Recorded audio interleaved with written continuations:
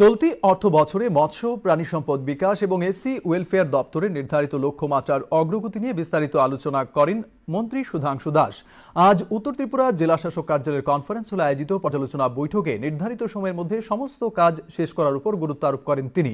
বৈঠকে অন্যদের মধ্যে উপস্থিত ছিলেন জেলা সভাধিপতি অপর্ণা নাথ, বিধায়ক যাদবলাল নাথ, জেলা শাসক চাঁদনী চন্দ্রন প্রমুখ।